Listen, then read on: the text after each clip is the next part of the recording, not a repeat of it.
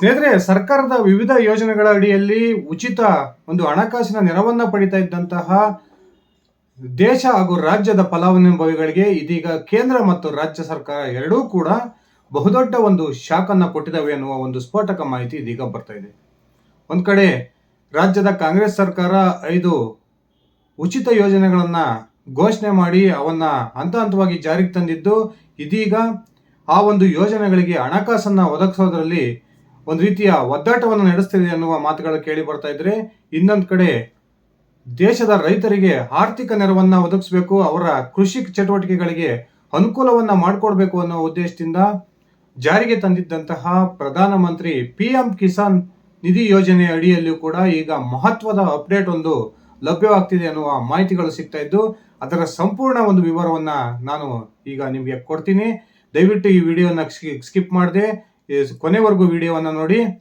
ನಾನು ಕೊಡ್ತಕ್ಕಂಥ ಮಾಹಿತಿ ನಿಮ್ಗೆ ಇಷ್ಟ ಆಗಿದ್ರೆ ಈ ವಿಡಿಯೋಗೆ ಲೈಕ್ ಮಾಡಿ, ಶೇರ್ ಮಾಡಿ, ಕಮೆಂಟ್ ಮಾಡಿ.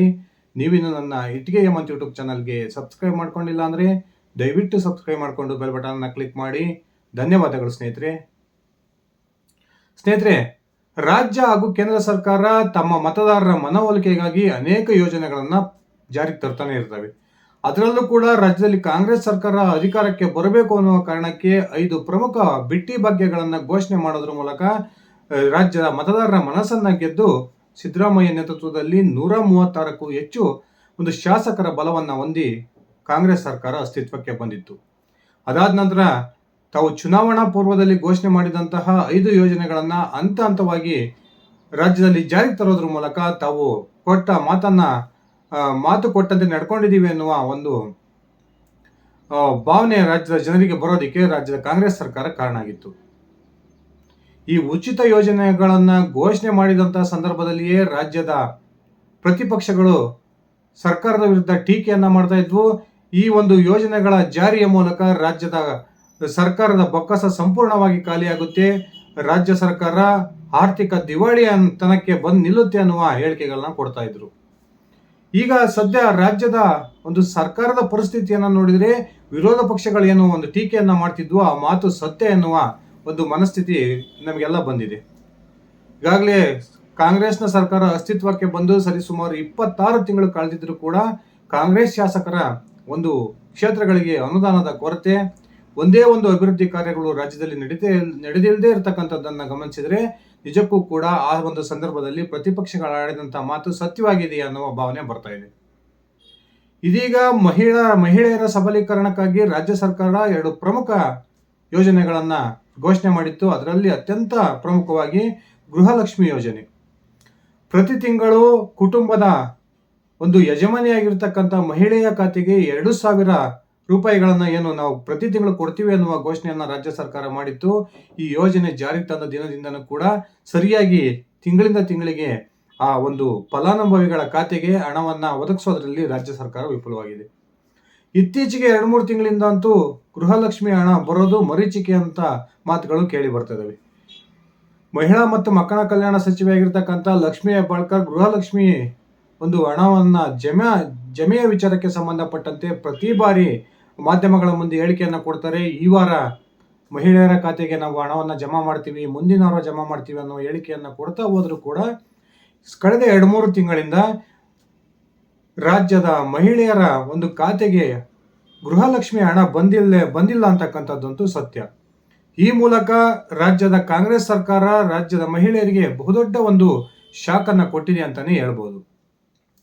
ಪ್ರತಿ ಬಾರಿ ಕೂಡ ಲಕ್ಷ್ಮೀ ಹೆಬ್ಬಾಳ್ಕರ್ ಈ ವಾರ ಕೊಡ್ತೀವಿ, ಮುಂದಿನ ವಾರ ಕೊಡ್ತೀವಿ ಅನ್ನುವ ಹೇಳಿಕೆಯನ್ನ ಕೊಟ್ಟಿದ್ರು ಸಹ ಮಹಿಳೆಯರ ಖಾತೆಗೆ ಹಣ ಬಂದಿಲ್ಲದೆ ಇರತಕ್ಕಂಥದ್ದು ರಾಜ್ಯದ ಮಹಿಳೆಯರ ಪಾಲಿಗೆ ಒಂದು ರೀತಿ ಆತಂಕವನ್ನು ತಂದೊಡ್ಡಿದೆ ಅನ್ನುವ ಮಾತುಗಳು ಈಗ ಕೇಳಿ ಬರ್ತದವೆ. ಇನ್ನೊಂದು ಕಡೆ ಕೇಂದ್ರ ಸರ್ಕಾರನೂ ಕೂಡ ತಮ್ಮ PM ಕಿಸಾನ್ ಯೋಜನೆಯ ಫಲಾನುಭವಿಗಳಿಗೆ ಬಹುದೊಡ್ಡ ಶಾಕ್ ಒಂದನ್ನ ಕೊಟ್ಟಿದೆ ಅನ್ನುವ ಮಾತುಗಳು ಕೇಳಿ ಬರ್ತಾ ಇದ್ದು, ಇಡೀ ದೇಶದಲ್ಲಿ ಸರಿಸುಮಾರು 8,19,00,000 ರೈತರು ಈ ಒಂದು PM ಕಿಸಾನ್ ನಿಧಿ ಯೋಜನೆ ಅಡಿಯಲ್ಲಿ ತಮ್ಮ ಹೆಸರನ್ನ ನೋಂದಾಯಿಸಿಕೊಂಡಿದ್ರು. ಇದೀಗ ಕೇಂದ್ರ ಸರ್ಕಾರ ಹೊಸ ಮಾರ್ಗಸೂಚಿಯೊಂದನ್ನು ಹೊರಡಿಸಿದ್ದು, ಆ ಮಾರ್ಗಸೂಚಿಯ ಪ್ರಕಾರ 8,19,00,000 ಫಲಾನುಭವಿ ರೈತರ ಪೈಕಿ 7 ಲಕ್ಷ ರೈತ ಫಲಾನುಭವಿಗಳ ಒಂದು ಪಟ್ಟಿಯನ್ನು ಮಾಡಿದ್ದು ಈ 7 ಲಕ್ಷ ರೈತರನ್ನ ಅನರ್ಹ ಪಟ್ಟಿಯಲ್ಲಿ ಸೇರಿಸೋದ್ರ ಮೂಲಕ ಈ 7 ಲಕ್ಷ ರೈತರಿಗೆ ಮುಂದಿನ ಕಂತುಗಳು PM ಕಿಸಾನ್ ನಿಧಿ ಯೋಜನೆ ಹಣ ಬರೋದಿಲ್ಲ ಅನ್ನುವ ಮಾತುಗಳು ಕೇಳಿ ಬರ್ತದವೆ. ಕೇಂದ್ರ ಸರ್ಕಾರದ ಮಹತ್ವಾಕಾಂಕ್ಷಿ ಯೋಜನೆಯಾಗಿರ್ತಕ್ಕಂಥ ಈ PM ಕಿಸಾನ್ ಯೋಜನೆ ಪ್ರತಿ ವರ್ಷ 3 ಕಂತುಗಳಲ್ಲಿ ತಲಾ 2 ಸಾವಿರ ಒಂದು ಕಂತಂತೆ 6,000 ರೂಪಾಯಿಗಳನ್ನ ರೈತರ ಖಾತೆಗೆ ಜಮಾ ಮಾಡ್ತಾ ಇತ್ತು. ಇದೀಗ ಸುಮಾರು 7 ಲಕ್ಷ ರೈತರು ಈ ಒಂದು ಕಿಸಾನ್ ಸಮ್ಮಾನ್ ನಿಧಿ ಯೋಜನೆಯ ಅರ್ಹ ಪಟ್ಟಿಯಿಂದ ಹೊರಗೆ ಬಂದಿದ್ದು ಇವರನ್ನ ಅನರ್ಹರು ಎಂದು ಗುರುತಿಸಿದ್ದಾರೆ. ಈ ಒಂದು PM ಕಿಸಾನ್ ನಿಧಿ ಯೋಜನೆಯ ಪ್ರಕಾರ ಅನರ್ಹತೆಗೆ ಒಳಗಾಗಿರ್ತಕ್ಕಂಥ ರೈತರು ಏನೆಲ್ಲ ತಪ್ಪನ್ನ ಮಾಡಿದರೆ, ಯಾವ ಕಾರಣಕ್ಕೆ ಇವರನ್ನ ಅನರ್ಹ ಪಟ್ಟಿಯಲ್ಲಿ ಸೇರಿಸಲಾಗಿದೆ ಅನ್ನೋದಕ್ಕೆ ಪ್ರಮುಖ 4 ಮಾನದಂಡಗಳನ್ನಿಟ್ಕೊಂಡು ಇದೀಗ ಕೇಂದ್ರ ಸರ್ಕಾರ ಈ ಒಂದು ರೈತರನ್ನ ಅನರ್ಹ ಪಟ್ಟಿಗೆ ಸೇರಿಸಿದೆ ಅನ್ನುವ ಒಂದು ಸ್ಪಷ್ಟ ಮಾಹಿತಿಯನ್ನ ಕೊಟ್ಟಿದೆ. ಅದರ ಪ್ರಕಾರ ಯಾವ ಕುಟುಂಬದ ವ್ಯಕ್ತಿ ಆದಾಯ ತೆರಿಗೆಯನ್ನ ಪಾವತಿ ಮಾಡ್ತಾ ಇದ್ದಾನೋ, ಅಂದ್ರೆ ಇನ್ಕಮ್ ಟ್ಯಾಕ್ಸ್ ಪೇಯರ್ ಯಾರಿದಾರೋ ಅವ್ರ ಮನೆಯ ರೈತರಿಗೆ ಈ PM ಕಿಸಾನ್ ಯೋಜನೆಯ ಒಂದು ಲಾಭ ಮುಂದಿನ ದಿನಗಳಲ್ಲಿ ಸಿಗೋದಿಲ್ಲ ಅನ್ನುವ ಒಂದು ಸ್ಪಷ್ಟ ಸೂಚನೆಯನ್ನ ಕೇಂದ್ರ ಸರ್ಕಾರ ಕೊಟ್ಟಿದೆ. ಅಂದ್ರೆ ಇನ್ಕಮ್ ಟ್ಯಾಕ್ಸ್ ಪೇಯರ್ ಇರತಕ್ಕಂಥ ಮನೆಯ PM ಕಿಸಾನ್ ಯೋಜನೆಯ ರೈತರ ಒಂದು ಮುಂದಿನ ಕಂತುಗಳು ಬರೋದಿಲ್ಲ. ಅವರು ಕೂಡ ಈ PM ಕಿಸಾನ್ ನಿಧಿ ಯೋಜನೆಯಿಂದ ಅನರ್ಹರ ಪಟ್ಟಿಗೆ ಸೇರ್ಪಡೆ ಆಗ್ತಾರೆ. ಇನ್ನ ನಾವು PM ಕಿಸಾನ್ ಯೋಜನೆಗೆ ನಮ್ಮ ದಾಖಲೆಗಳನ್ನ ಸಲ್ಲಿಸ್ತಕ್ಕಂಥ ಸಂದರ್ಭದಲ್ಲಿ ತಪ್ಪು ದಾಖಲೆಗಳನ್ನ ಕೊಟ್ಟಿರ್ತಕ್ಕಂಥದ್ದು, ಈ ಪಹಣಿಯಲ್ಲಿ ಕೆಲವು ವ್ಯತ್ಯಾಸಗಳಿರೋದು, ಇನ್ನು ಕೊಡ್ತಕ್ಕಂಥ ರೆಕಾರ್ಡ್ಗಳಲ್ಲಿ ಕೆಲವೊಂದು ವ್ಯತ್ಯಾಸ ಇರತಕ್ಕಂಥ ರೈತರನ್ನ ಗುರುತಿಸಿದೆ ಕೇಂದ್ರ ಸರ್ಕಾರ. ಇಂತಹ ರೈತರನ್ನು ಕೂಡ ಈಗ ಅನರ್ಹತೆಯ ಪಟ್ಟಿಗೆ ಸೇರಿಸಿದೆ.